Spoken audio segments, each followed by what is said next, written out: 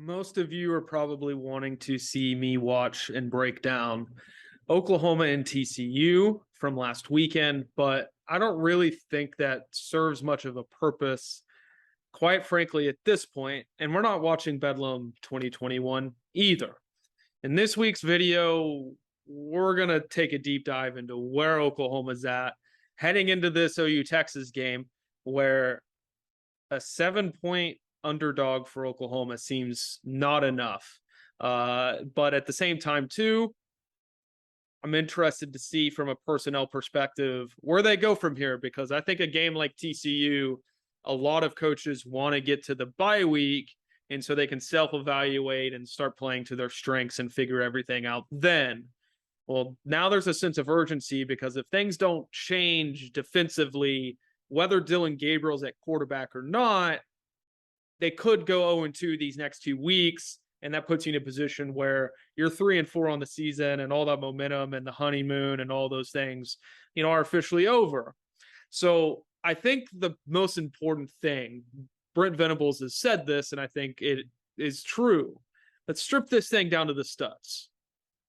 Who is this defense? Who are the personnel? What were they recruited here to do? And what are they being asked to do now? Because this is a team that Brent Venables did not put together, or at least a defense that he did not put together. And I think this play, there's a couple players on this that are continuing to play for Oklahoma, is extremely important.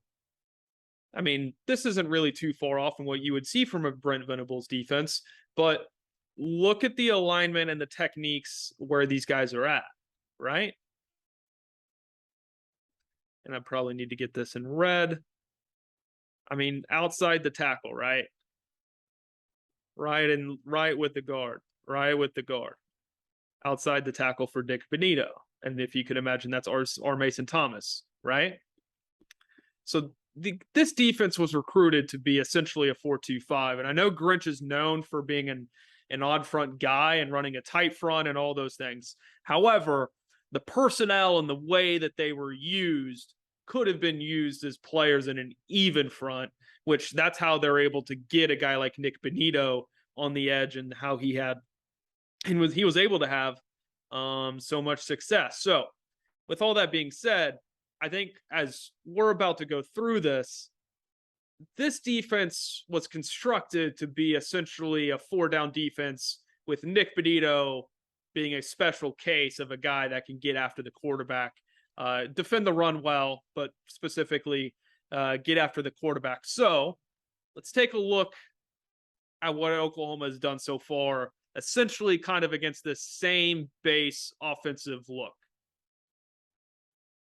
And though this isn't the wide zone view, at least just take a look kind of at where we're looking at. So just inside the guard, 2 defensive tackles, and this is against UTEP with a tight end on the field, right? There's Ethan Downs is right outside. He's probably technically in a 4, maybe in a shade 5. Looks like he's in a 1 or in a 2-eye. He's in a 4-eye. He's in a wide 5, right? So at this point, I thought maybe this is the direction they go, because this is the defense that this personnel was recruited to fit in, a defense that looks like this. But we knew that they were going to run a 3-3-5, and so let's talk about that here some more. Next week against Kent State, sort of the same thing. Our Mason Thomas, again, kind of playing that Benito role. I mean, looks pretty similar to what you would have seen from an Alex Grinch defense in the way that the front is aligned, right? Here's where things get a little bit different and a little bit odd, right? Where you have a 0, you have, I believe, Jonah Luwalu, and Ethan Downs, Danny Stutzman, David Iguebu. So what you want to do in this defense is blitz these linebackers and be able to dictate the fronts in that direction, get these safeties committed. So you have 5 in the box, 6 out on the outside here. You want to get one of these guys committed into the run game and mess with the numbers and mess with the offensive line's responsibilities and all that fun stuff. But this is where I'm very interested in terms of who do they want to be? Who does this defense for Oklahoma, what do they want to become? Who do they want to be?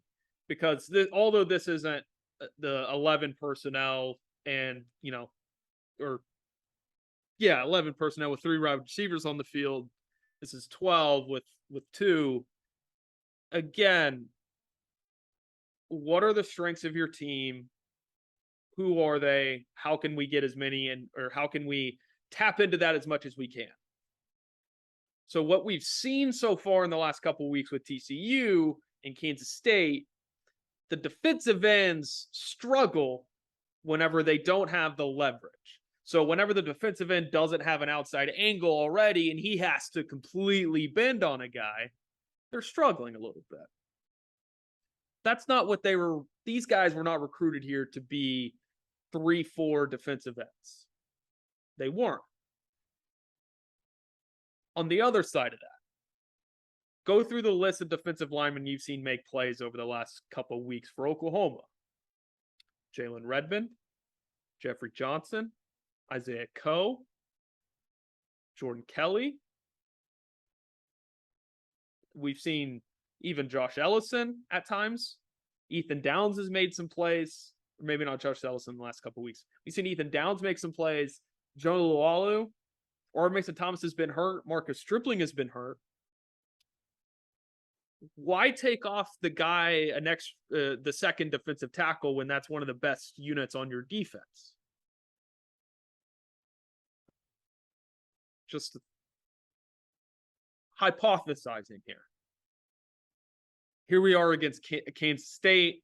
Again, you have Ethan Downs. They're kind of shifted over, but you've got a 4-down look playing with 7 in the box, essentially, right? Wanting to take away the run. Okay. You weren't able to do that. But most of the run and the big runs from Kansas State were Adrian Martinez getting out, scrambling, doing those things. And they did pick up some big runs on early downs with Deuce Vaughn. But they also went into that odd front in this game too. So, don't necessarily know.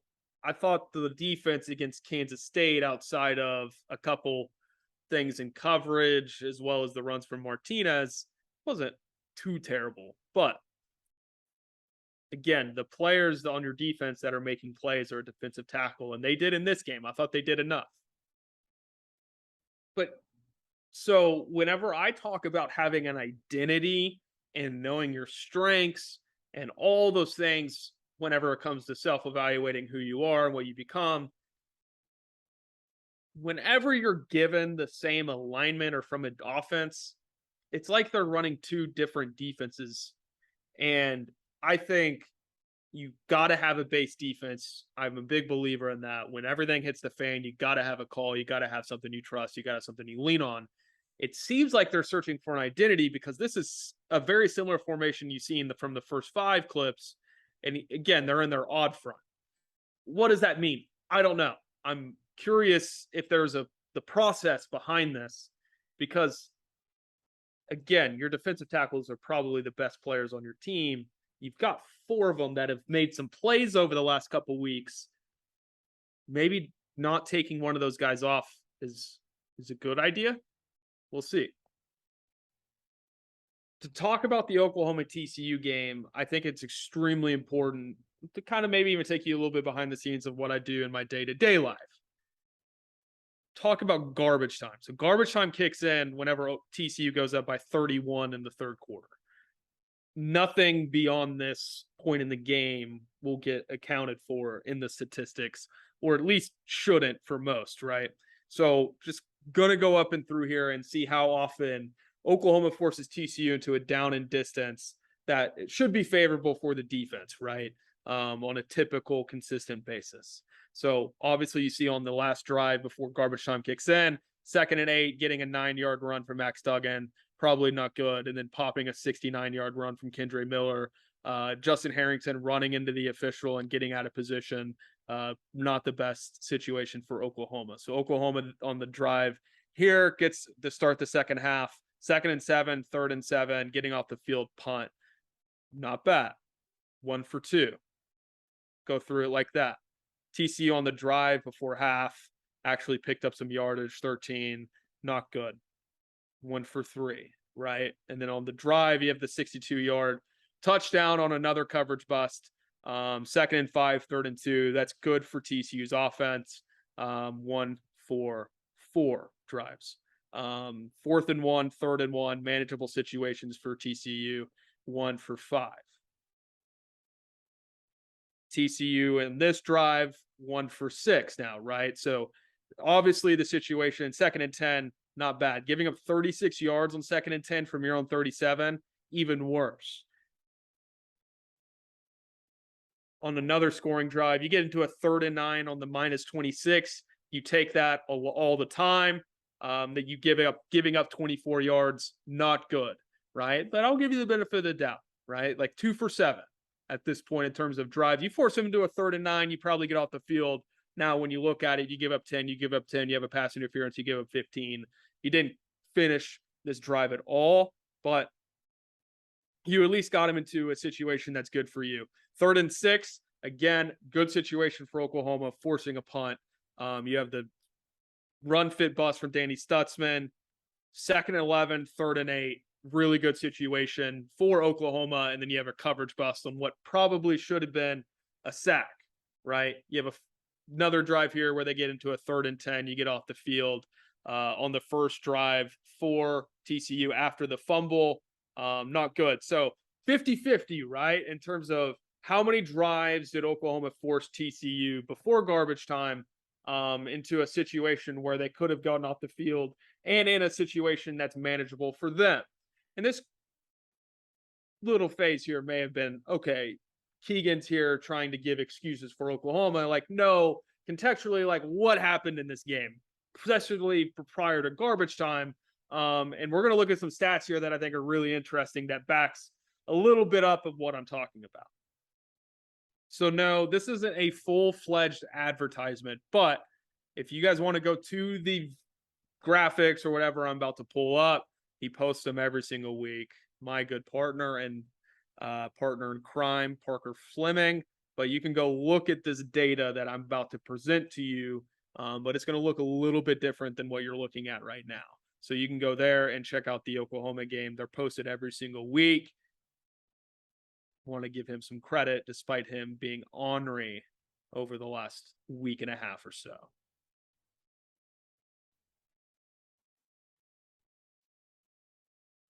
So these are the graphics that I was talking about. Again, on the left, what you're looking at over here is the Oklahoma from the TCU game and all the in-season stats for them. And what you're looking for on the right is Oklahoma's in-season data ahead of the Texas game this weekend. Again, TCU on the left, Texas on the right. So working from left to right. So as you can see, there's really not improved ranking-wise in both areas. The EPA per rush number against improved a little bit more than what you would have thought. And then the EPA per pass number, marginal difference. It improved in ranking, got worse in overall. The echo rates stay the same, so they still didn't allow a ton of scoring opportunities. The points per echo went up. So from what Parker would say, Parker Fleming would tell you, is that they're now giving up more points when giving up scoring opportunities. Again, look at this. The percentage allowed on 1st and 2nd down decreased, improved ranking-wise. Early down EPA got improved. And then the 3rd and 4th down success, right, as I was pointing out, they did actually force them into somewhat distance at times, generating negative plays. It got worse, right? So then if you keep going looking at the defense from last week for Oklahoma, they're at 44th. It got worse. And at 78th, it got worse. So Oklahoma was worse against TCU on a down-to-down basis. However, outside of the really big explosive plays, it didn't get necessarily that worse. And again, the rush number was already bad. The pass number just got worse this week. So the EPA margin, although that improves, the success rate doesn't. So although Oklahoma didn't give up or has not been giving up as many as explosives, or it doesn't, again, outside of the huge long runs that you guys saw, or huge long busted plays, it's improved just a hair, right? So again, when you talk about this defense, the TCU game really didn't impact where they were at defensively all that much. Besides TCU having a little more success on a down-to-down basis than Kansas State did. Who knows? So let's take a look at kind of where this personnel is at. Let's break down the OU Texas game a little bit, and then we'll get out of here. First, real quick, the offense and kind of where those things went. As you guys can see, it's hard to not just dismiss anything. Got worse passing wise, duh. Dylan Gabriel wasn't good, and then it got worse when he went out. The rush number, got worse specifically after Gabriel went out. Not nearly as good. The echo rate is about the same as well as the points per echo. So the scoring opportunities when they're creating them and how many points they're scoring, about the same. Field position improved. The offensive success rate numbers decreased. Again, they were worse on a down-to-down basis. No surprise. Offensive EPA, the EPA offensive per play number got worse. No surprise. Again, it's kind of hard not to dismiss too much offensively what Oklahoma did, but they got to get better. They got to execute better. I think Jeff Lebby's doing a fine job. So really, here's where Oklahoma's depth chart is at heading into the Texas game. You have some injuries across the board, right? Billy Bowman, Key Lawrence, see what happens there. But overall, just to point this out, I mean, Kelvin Gilliam's had some good moments, right? These four you've seen make plays. Kelvin Gilliam. Don't get me wrong, I like R. Mason Thomas a lot. Marcus Stripling, I thought, has had some high upside. However, the strength of the team is up in here, right? Maybe I'm interested to see if they stick to their even front because those guys can generate more negative plays and penetration. But outside of that, right? I mean, last week for Oklahoma, I think whenever you look at what happened specifically in the run game, a little more beef could have helped. Lastly, let's look at this OU Texas game and kind of what to expect on Saturday and what plenty of us, and I think everybody at this point, understands Oklahoma's decimated by injuries. I don't know, just kind of throwing some names out there on this side. What about this guy here? Like what does some of this look like? If they're going to have to run the ball a lot, is he involved? I don't know, right? Like I think some things are interesting. Is Robert Condrell healthy? Can he could potentially play an impact? There's some questions here offensively for Oklahoma. Defensively, Billy Bowman, Damon Harmon, Key Lawrence, is he healthy? What does the situation at corner look like? Jane Davis got nicked up a little bit. At linebacker, is a guy like Jaron Kanik, is he involved on Saturday? Is he down here at nickel where they're at?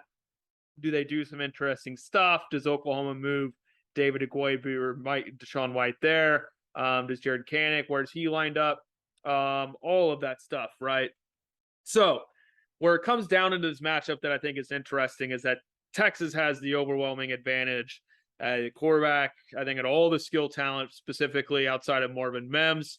And then you have the Texas secondary in their back seven been performing at a much higher level. Where it does get interesting is in the trenches, right? Because Oklahoma's defensive line, I know they continue to get some hell here. However, with what I'm talking about, if they're going to play to their strengths and they get these guys on the field, I don't think you can rule out Oklahoma having an advantage here in the trenches with Redmond and Coe and Johnson and Kelly, Gilliam. And then obviously at right tackle with Christian Jones, Oklahoma with Ethan Downs could have some success. At left tackle for Texas, Kelvin Banks is off to a really, really good start as a true freshman.